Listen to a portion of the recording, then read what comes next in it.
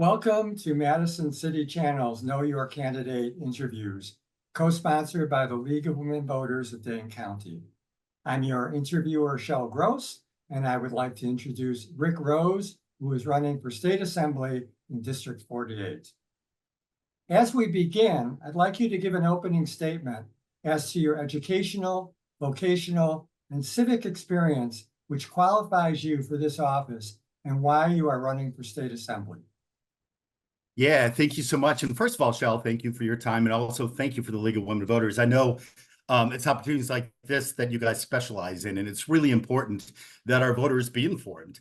What is exciting to me is that I am really delighted that District 48, which is part of the redistricting, has 5, in my opinion, qualified, committed candidates running in the primary. And those are 5 Democratic options for you, myself included. And specific to that question, yeah, I am qualified, I am capable, and I have a desire and drive for this position. Speaking of qualifications, I'm in my 2nd term as a Dane County Board Supervisor. I represent District 16 on the east side. That does include part of Sun Prairie. So I would say probably 75% of my current constituents are also constituents in District 48. So therefore, I feel I'm very qualified. I know that voice. I've been doing this for 3 years. I sit and serve on Public Protection and Justice, which was a big part of our first 2-year term of working with the Dane County Jail, the most expensive capital project in history of our county. And I feel that we've had success to the point of breaking ground. I have also worked extensively for voices that aren't at the table. And those would include Native American voices, transgender voices.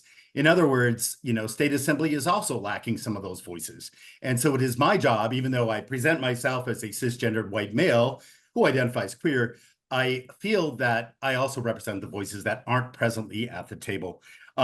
Professionally, I've been working in television for 35 years. I've won 21 Emmy Awards. I only bring that up because I think that speaks to my capabilities.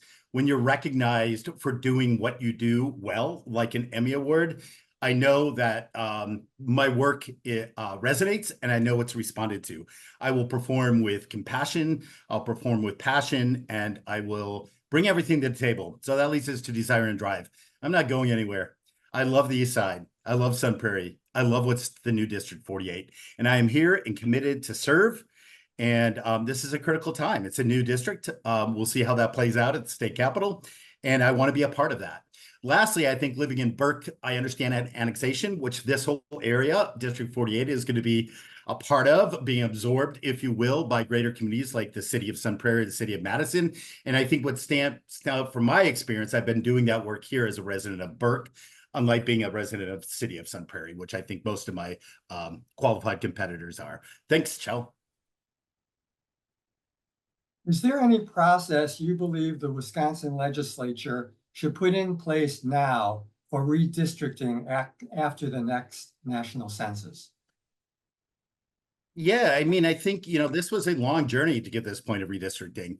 And some will say it was a political move, right? I mean, very evidently, the press reported it and people report is to be more fair. But certainly, we know in District 48, for instance, it's skewing about 60% Democrat, which if we looked at the old borders, it wouldn't be. So I think it's a start. There was, dissension on the part of Assembly leadership, not necessarily agreeing with the maps that were accepted and approved by our current governor. So that says to me that we're still not totally content with where we should be. And I think that when we look at representation from a census, yeah, I think we have to look at this.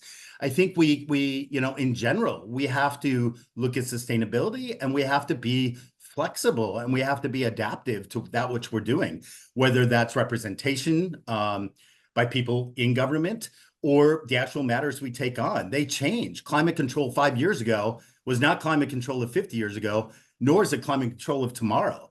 So I think maps and redistricting, yes, I would stand on record as saying we need to keep an eye on it and see where it goes. What issues, if any, do you think you could work on effectively in a bipartisan manner in the next session? Yeah, thank you so much. I'm going to be quite candid here. My position in Dane County Board is nonpartisan, which was one of the reasons I ran. If I could have run as an independent in this election, I would have. But the way our political system is currently set up and the way we govern is a two-party system. I align as a registered Democrat. My principles probably align to the other four folks that are being, talked about for this position.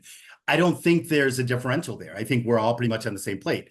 But the things I stand for and the things I want to do are really, how do you get the job done? We're all going to talk about affordable housing. We're all going to talk about women's reproduction rights and health rights. It's bigger than just reproduction rights.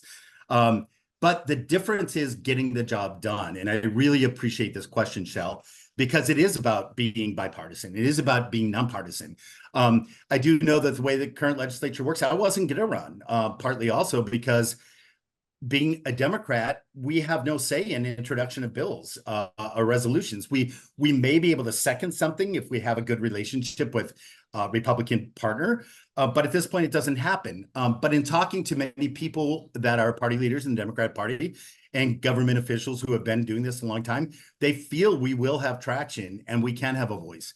So after being asked by several assembly people, I finally decided after the 7th request by 7 colleagues in the assembly that I needed to accept this offer. And within a week, I got the signatures, met my constituents, and now here I sit on the ticket. That being said, I get things done. I know how to build consensus.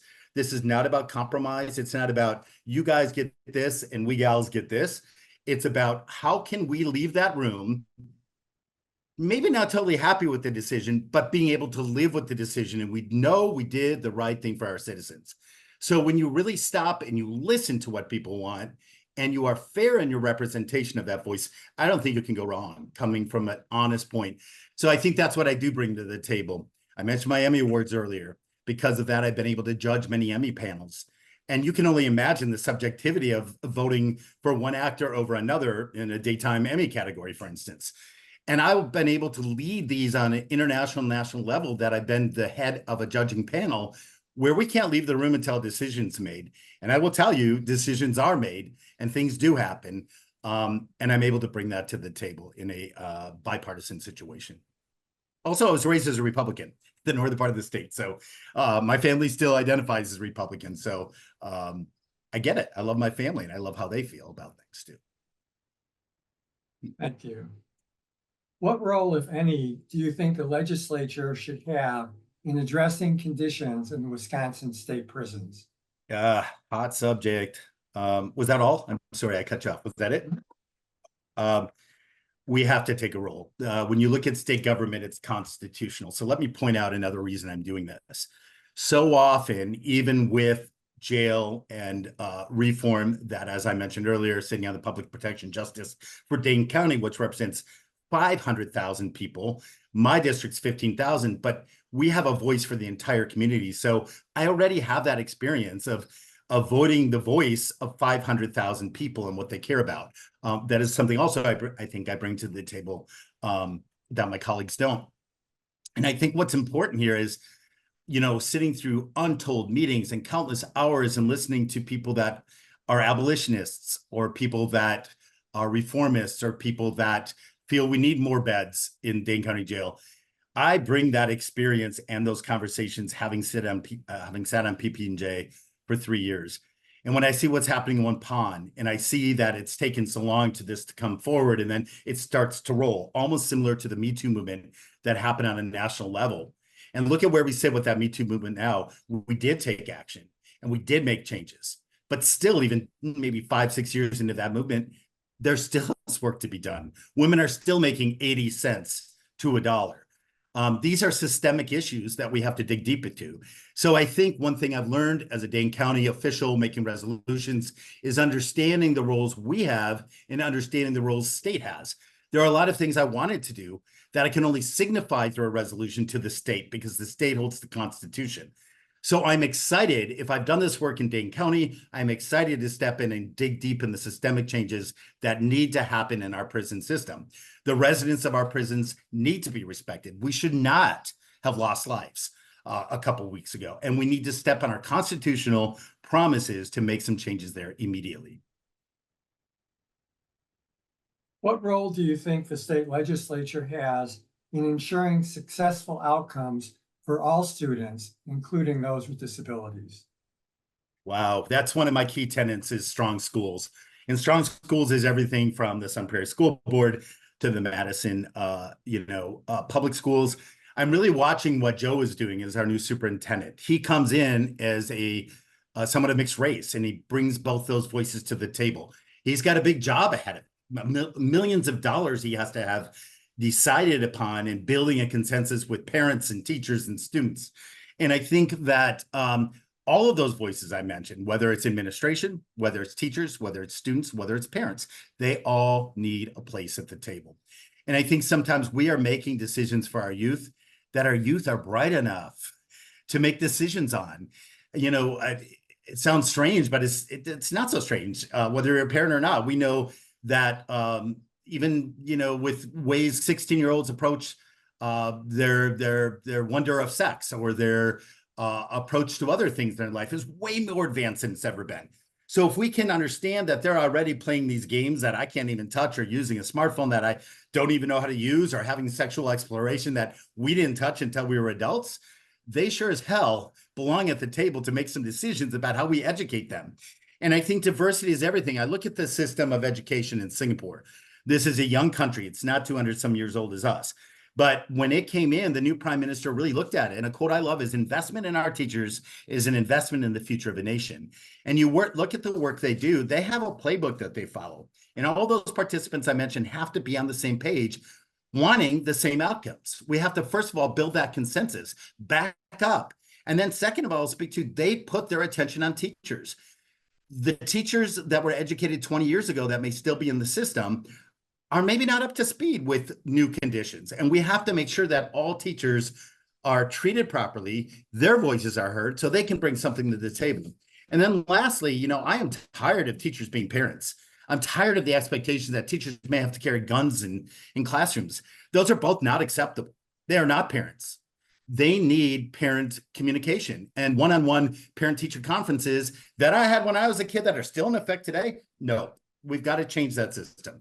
We have to meet kids where they're at. One last thing, growing up in northern Wisconsin, we have a school system in Northern Pines High School, which is amazing. A kid can choose on the public's levy dollars to go to a Montessori school, to go to a school where they teach timbering and lumbering and outdoor activities, or they can go to a public school, much like I went to and probably most Wisconsinites go to.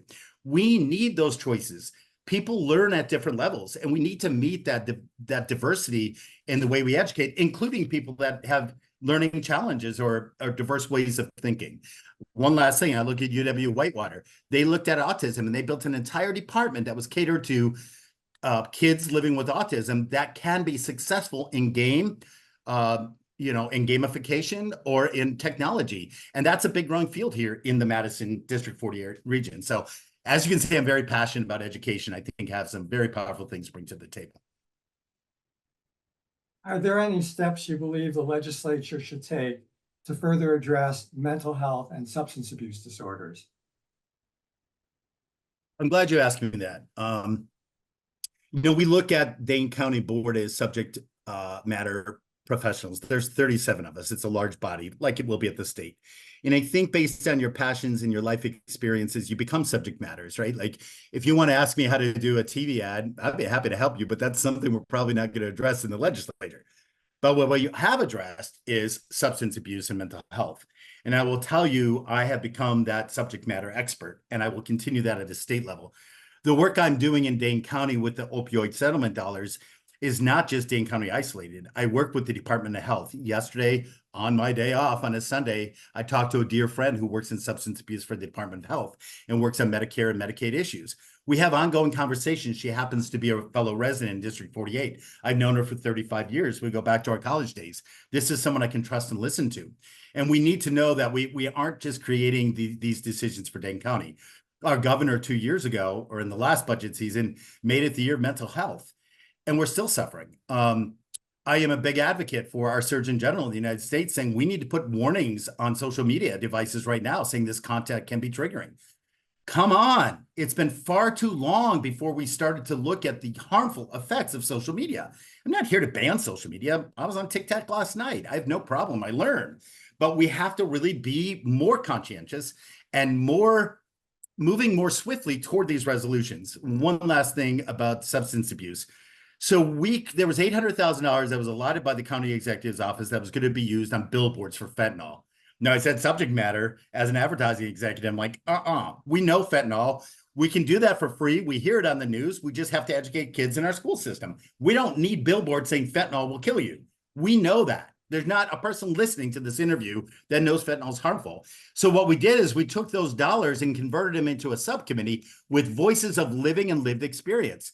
And between two department heads, Health and Human Services and Public Health, and them, we have put forward a recommendation to the Health and Human Needs Department for a drop-in center for harm reduction. So this would include all people impacted by this. I would take those efforts that I've learned and that we've done effectively here and carry those onto a state level. And I'd be happy to lead that mission.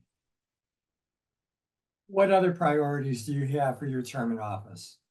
Definitely equality. You know, we saw today that the issue of health rights for our transgender brothers and sisters is going to be before our U.S. Supreme Court. We are facing those issues here in our state. We're facing a lot of issues that are reactionary and discriminatory based on political systems and based on what the leaders in those two political systems currently believe the real matters are.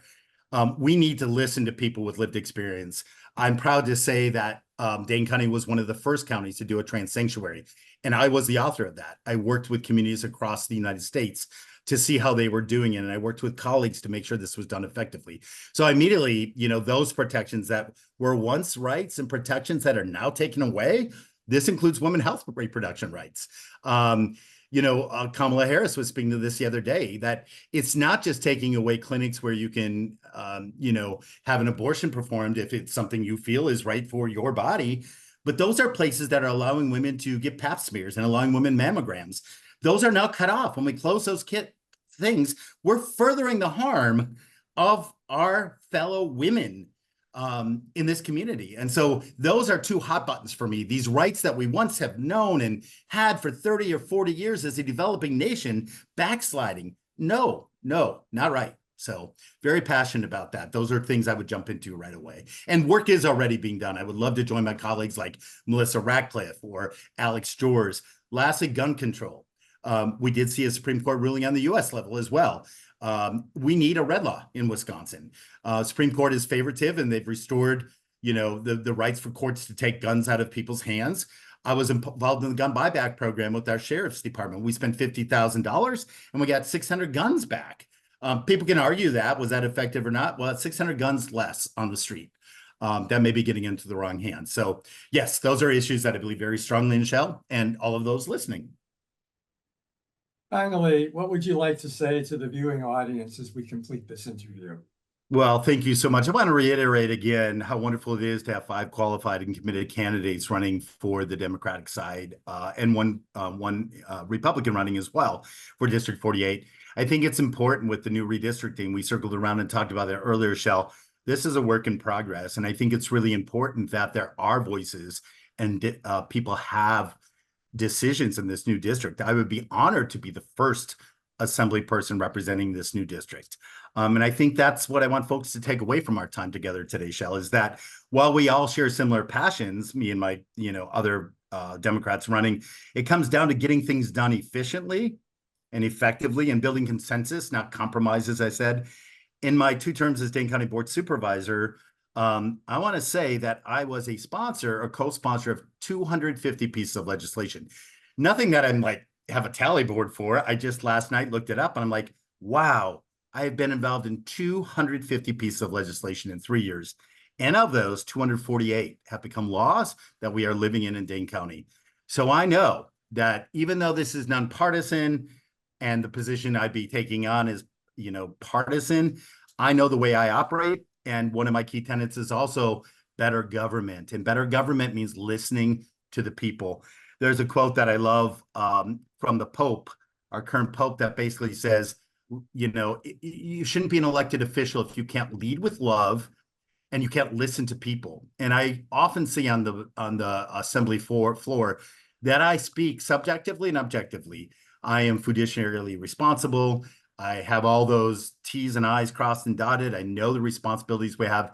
But the differentiating point for me is that I listen, and I listen to all sides, and I do my best to really be a represented voice for people that aren't elected, but whose voice I represent. So I share the sentiments. In closing, I'd like to say I share the sentiments of Marianne Williamson, a two-time presidential candidate in our country and a mentor of mine. I worked with Marianne years ago when the AIDS pandemic hit in LA when I was executive director of a nonprofit AIDS foundation. Yes, my work in public service goes back 35 years. Besides working in television, I worked another 40 hours a week on things that really matter to me. And those are the matters before us as we enter a new session in the state assembly. And her quote is this: hate has talked so loudly for so long. Greed has talked so loudly for so long. Liars have talked so loudly for so long. Love has got to stop whispering. Thank you. I want to thank Rick for speaking with us and thank the viewing audience for taking the time to know your candidates. I want to remind everyone that the primary election day is Tuesday, August 13th, and the general election will be Tuesday, November 5th. Every election is important. Please vote. On behalf of Madison City Channel and the League of Women Voters of Dane County, thank you for joining us.